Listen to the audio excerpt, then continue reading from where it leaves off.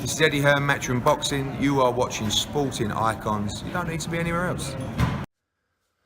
Okay, so Frank Smith, the right-hand man for Eddie Hearn at Matchroom, some people will call him the Matchroom T-Boy, has created a bit of a storm on social media among boxing fans, where a lot of boxing fans have taken it a little bit personal, and you could say rightfully so, with some of the things that Frank Smith was saying, where he was saying that boxing fans are builders, or he's calling some boxing fans builders, boxing fans are stupid, or words to that kind of effect, and you're just a boxing fan, you have no rights, and all this kind of stuff, right?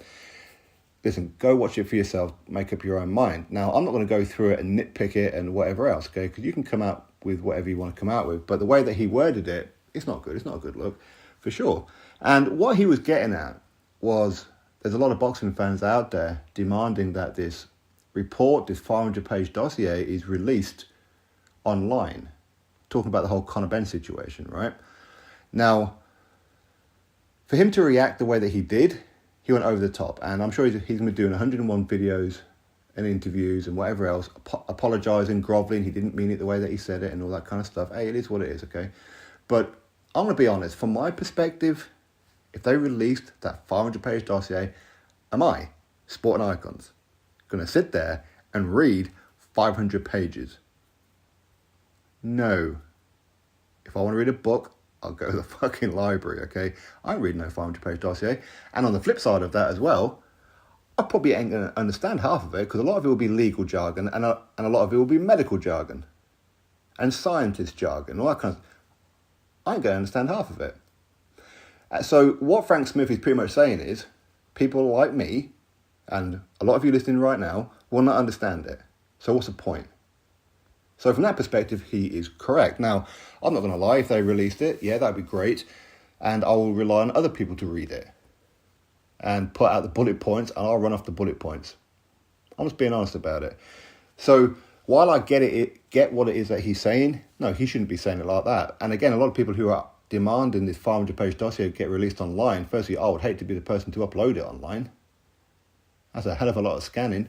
And are you asking for other fighters' documents to be released as well? Other evidence? Because it just seems to be a Conor Benn situation. It does. I'm not saying it's wrong or anything like that, but I'm saying that if you're going to ask for the situation with Conor Benn, all the evidence, then shouldn't you do it with all fighters? Which leads me on to my next point. Now, I am of the opinion, when it comes to testing for PEDs, whether it's through UCAD, whether it's through BARDA, or any other kind of testing agency that is used in boxing, my personal thing is that there should be a one specific place that everything gets uploaded to for the public. When a fighter is tested, it should be uploaded. When that fighter passes that test, put it in there. Passed. Someone fails, it's in there. No waiting for promoters to release it or anything like that. No hiding behind the skirts of other promoters, because promoters don't want you to release the information. No, you upload it directly to this site that only certain people at these testing agencies have access to. And within those reports, for example, fighter A gets tested, there's testing for this, this and this. That fighter asked for a therapeutic use exemption because he's got a medical note to be taking a certain substance which would otherwise be banned, but because they've asked for a therapeutic use exemption, it's going to be considered a pass because they've got a doctor's note. I want to know all of it. I want to know everything. If somebody's failed, what did they fail for? That's my opinion. Everything should be transparent. And the reason why I say that, Frank Smith, is because there's a lot of boxing fans out there. If you're asking for them to buy tickets to your shows, to buy the pay-per-view, to pay for your subscription service on DAZN, and again, this goes to all promoters and that as well, then firstly, you don't call them stupid. Okay, that'll be the first rule of thumb. But second of all, everything should be transparent. You shouldn't be hiding things behind the veil. Because there's a lot of boxing fans out there who like to place bets on fights. I'm not one of them. I've never placed a bet in my life. But a lot of people do. And the last thing in the world somebody wants to do is spend money betting on a fight, losing that bet, and then a month or two later, it turns out that that fighter who cost them money, because they won that fight, because they betted wrong, turns out to be on PEDs. At this point, what can you do? Go back to the bookies and say, I want my money back?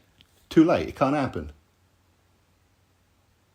So, if you're asking the public to buy tickets, buy your pay-per-views, and purchase your subscription on DAZN, then everything should be transparent, and that would include PED tests. Nothing behind the curtain, nothing behind the veil. That's my opinion. I think that all tests should be public, honestly. And I don't mean they're actually watching them take the urine samples and that kind of stuff. Couldn't care less about that. I'm talking about the result of the test, and did they ask for therapeutic use exemptions? Did they pass? Did they fail? Detail of every single fighter. It's a good way of monitoring, well, who's actually getting tested? Who's doing the testing? How many tests are you doing per year in the UK, in America? However, it's a good way to monitor it. Will they do it? No, because promoters won't want that. But they're quite happy to take people's money. Anyway, listen, that's my thoughts on this whole situation. Frank Smith, you need to think about things before you start talking in your interviews, because people will pick up on things and people will get very offended by it, and this is the kind of thing that will be played back in years to come, and they will use what Frank Smith said as a, well, this is what Matchroom believe. Matchroom don't like boxing fans. Matchroom think boxing fans are stupid.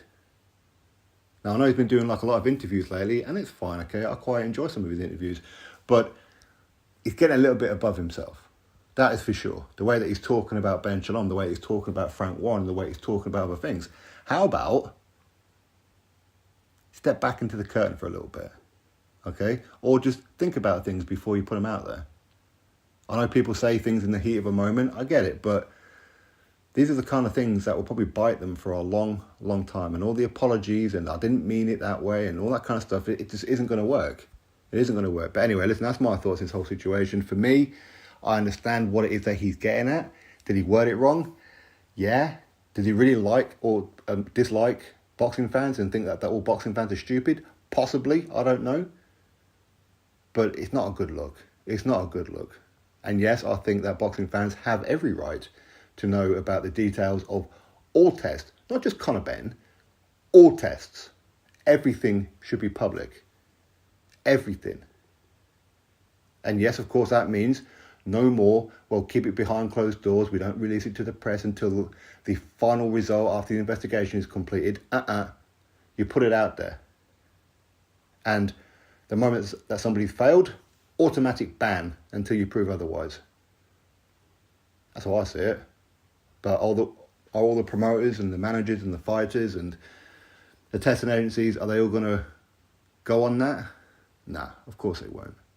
Because they don't care. Is the reality of it. There's a lot of fighters out there doing it, and a lot of fighters have been getting away with it, and they're going to think that they're going to continue to get away with it. But they won't. They're all going to get caught at some point. Guarantee it. Drop your thoughts below, click on the subscribe, catch you next video.